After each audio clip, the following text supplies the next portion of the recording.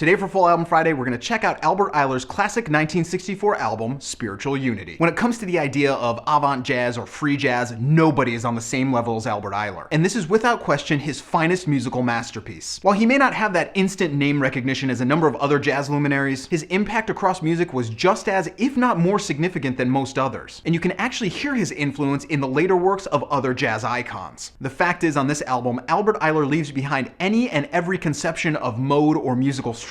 And this album can really be seen as the high point when it comes to pushing the boundaries on what you could consider jazz music. It was likely his constant quest to always create something absolutely new and never heard before that likely kept him from playing in those legendary big bands of the 1940s like so many of his peers. But at the same time, this is also much of the reason that he has such a distinctive sound and musical approach. All across Spiritual Unity, there's this tone and this feeling that is beyond raw and original. And on many levels, you can see this as the finest studio representation of the improvisational spirit of jazz. The sounds here are so heavily concentrated, with the four pieces collectively clocking in at under a half hour. And unlike a majority of his peers, Albert Ayler wasn't going to make a long song simply for the sake of length. There isn't a note missing or an excess on any of these tracks. And it's that organic perfection that makes him such an essential and important part of music history. Many people call the sound on Spiritual Unity primitive or abrupt, but when you listen closely, the level of listening that you can hear going on between the musicians is unparalleled, and they're able to work off of the smallest nuances that one another play. The rhythm section here is beyond words, as Gary Peacock and Sonny Murray are legends in their own right, and they're able to lock in with Albert Ayler like nobody else ever did. At times it sounds almost as if each of the trio are playing off in their own little world, and yet it's in the more subtle movements of their performances that you can hear just how intently they're listening to one another and simply creating unprecedented sounds that flow naturally. At the same time, the focus is understandably on Albert Ayler throughout the entire album, as he's able to use much wider, longer musical strokes than a majority of his peers, and yet at the same time, when he starts to fly in some of the faster sections, you can't mistake his tone for that of anybody else. There's this sad, almost haunting tone to a lot of his playing, and you can see this as a reflection of the depression he dealt with his entire life. The way he's able to convey the emotions is almost like that of a lead singer in a rock band, and it's the clarity he's able to deliver that makes him so distinctive. Over the decades, both variations of Ghosts that you find on this album have become absolute jazz standards, and yet when you hear the originals, they remain far and away the best version. Though you may not recognize the name Albert Ayler immediately, his contributions to the world of jazz are truly immeasurable, and Spiritual Unity remains in a musical class all its own, and it is an album you have to own. And if this one's not in your collection, make sure you change that right away. Thank me later.